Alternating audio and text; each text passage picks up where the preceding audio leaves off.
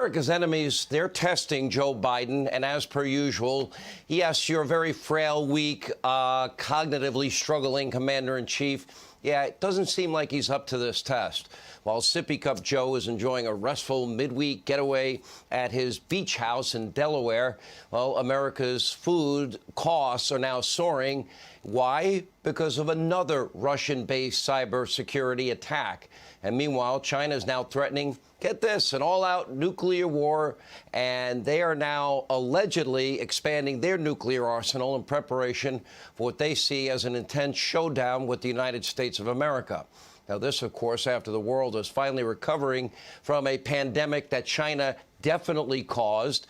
They did protect their own country with a travel ban. Couldn't travel out of Wuhan province to China. Couldn't travel from China, other parts of China, to Wuhan province. But you could leave Wuhan province and go to the rest of the world.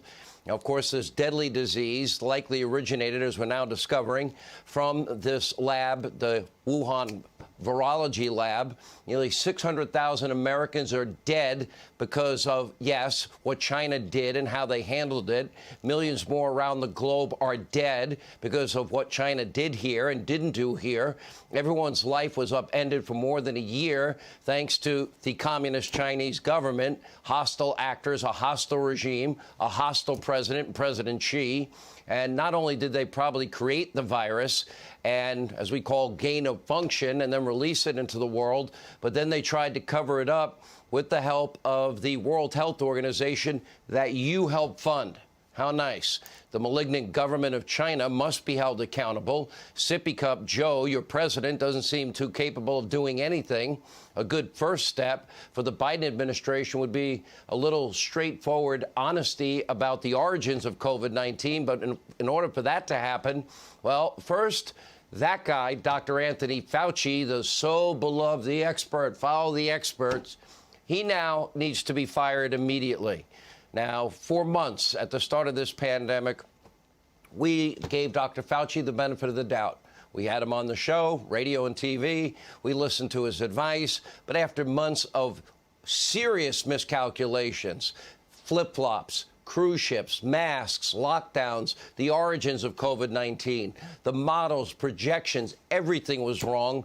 Well, rightly now, our trust in Dr. Flip-Flop Fauci is non-existent, who, like the governor of New York, is apparently writing a book and making money. We'll have more on that in a moment.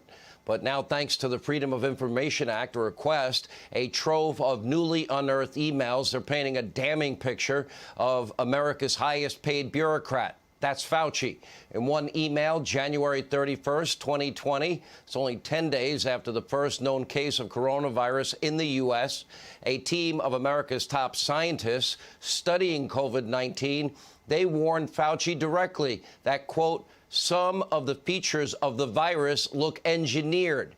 This is 10 days after the first identified case in this country, the exact day that Donald Trump put that xenophobic, hysterical travel ban in effect. One day later, Fauci and a top deputy at the National Institute of Health exchanged frantic emails about what we now know to be gain-of-function research. Now, for reference, gain-of-function, if you don't know, that research often involves manipulating viruses for the purpose of making them more dangerous, more infectious, and more lethal. The practice is so risky that it was actually temporarily halted by our government from 2014 to 17. According to Fauci's emails, it appears that the doctor was not only worried that the virus was the result of gain-of-function research, but also that his NIH, that you, the taxpayers, could have funded it. One email to Fauci reads, quote, the paper you sent me says the experiments were performed before the gain-of-function pause, but have since been reviewed and approved by the NIH. And, quote, someone at the NIH will try to determine if we have any distant ties to this work abroad. Yeah, you gave him money. But in the following weeks, Fauci threw cold water on the theory that COVID originated in this Wuhan virology lab. In other words, it kind of reads to me like Fauci possibly knew damn well that the U.S. could have helped fund this. Really? And this seems like he wanted to cover it up with the appearance of distance. Well, in May, he told National Geographic that he's very, very strongly leaning toward a conclusion that the virus could not have been artificially or deliberately manipulated. Wrong again. On multiple occasions, Fauci strongly implied that the virus originated in nature. And in an email to Dr. Fauci in April, the NIH director, Francis Collins, referred to the lab leak theory as a Fox News-fueled conspiracy theory. Apparently, that's gone mainstream.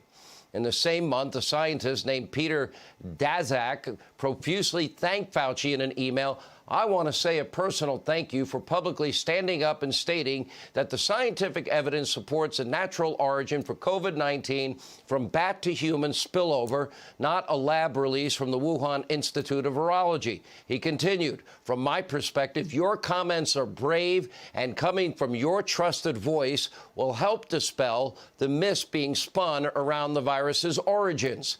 Now, Daszak has deep ties to China and, of course, the World Health Organization that you pay for, and his nonprofit helps steer federal NIH grants to the Wuhan Institute of Virology. So let me make this easy. Let me break it down.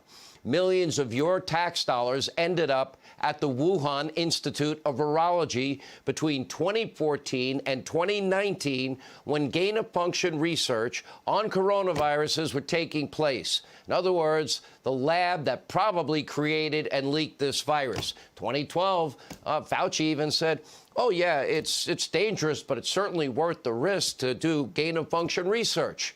But the real question tonight is, what did Dr. Fauci know? When did Dr. Fauci know it? And was he engaged in some type of scientific cover-up?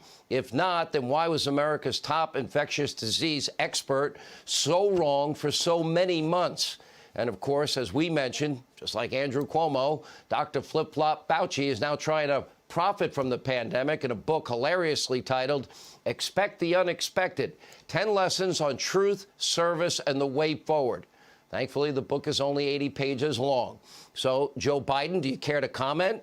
Do you still have all that great faith and confidence in Dr. Fauci? I'll do it if Dr. Fauci says so, you kept telling us.